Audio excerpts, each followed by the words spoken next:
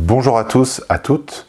Aujourd'hui, une prise de parole différente sur un sujet d'actualité, celui du financement de la défense et notamment des moyens proposés par la Commission européenne pour y consacrer 800 milliards de dollars.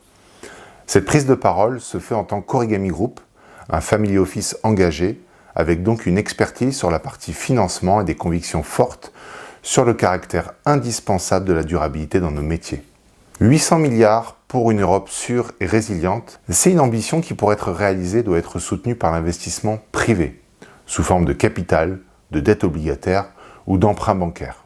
On parle notamment de mobiliser les livrets A ou l'assurance vie et également d'assouplir les règles afin de contourner certaines contraintes de l'investissement responsable. D'autres vont plus loin et proposent d'inscrire le financement de la défense dans le cadre de la finance durable. C'est un sujet évidemment sensible, déjà parce que derrière le terme défense, on peut y mettre plein de choses. On peut parler de financer l'armement, mais aussi de financer le renfort de la diplomatie, les deux étant diamétralement opposés en termes de durabilité. Sujet sensible également parce qu'on joue sur la peur collective pour accélérer le processus.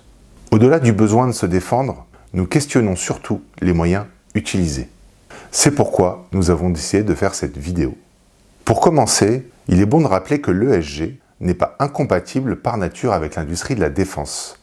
On le répète souvent, si vous nous suivez, l'ESG ce n'est pas la durabilité mais l'analyse des critères environnementaux, sociaux, gouvernance. Ces critères ne tiennent pas compte du secteur d'activité et donc n'excluent pas. Les entreprises de la défense, au sens large, doivent être soumises aux mêmes règles d'analyse que les autres entreprises, notamment en ce qui concerne la gouvernance, les controverses ou la corruption. L'application d'analyse ESG stricte non seulement n'est pas incompatible avec des investissements dans la défense, mais elle permet également d'éviter des dérives. Imaginons une industrie de l'armement qui emploie des enfants, qui détruit des écosystèmes, empoisonne des populations, etc. Ok pour la défense, mais pas à n'importe quel prix ou avec n'importe qui. D'ailleurs, l'ODD, Objectif de développement durable 16, renvoie explicitement à la Charte des Nations Unies, qui reconnaît le droit de légitime défense en cas d'agression armée et offre donc un cadre légitime et largement suffisant aux entreprises de l'industrie de défense. Par contre, l'inclusion de l'armement dans le champ de la finance durable est inutile et contre-productive. Rappelons-le, la finance durable, c'est un outil qui doit nous permettre de relever les défis qui nous touchent déjà tous et toutes et qui vont bien plus loin que l'appartenance à un pays par exemple. On parle de diminution de l'eau, de comment se nourrir dans quelques années, de protection de la biodiversité qui nous permet de vivre en tant qu'humains. On parle également de réchauffement climatique. Voilà ces enjeux. Ces sujets, pourtant vitaux et primordiaux, sont très souvent relégués au second plan et la finance durable bataille pour conserver sa crédibilité dans un océan de greenwashing et d'opportunisme. Inclure l'armement comme une activité durable et donc dans le cadre de la finance durable serait un énorme pas en arrière.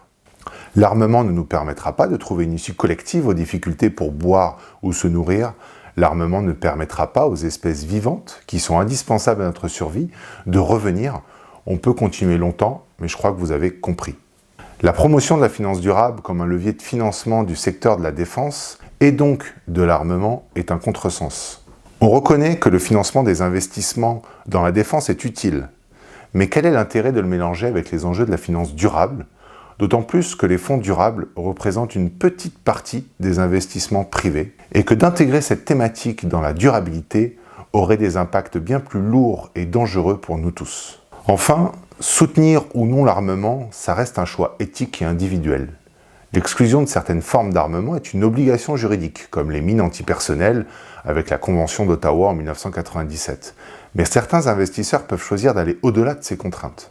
D'ailleurs, on le rappelle souvent, on vous encourage à vous interroger sur l'impact des activités des entreprises que vous financez, leur impact sur l'environnement, les ressources naturelles, le climat et la société en général. Le choix de financer ou d'interdire certains secteurs comme le jeu, l'alcool ou l'armement relève de considérations éthiques et morales et aussi d'une certaine liberté individuelle. Alors, pourquoi imposer un choix en la matière ?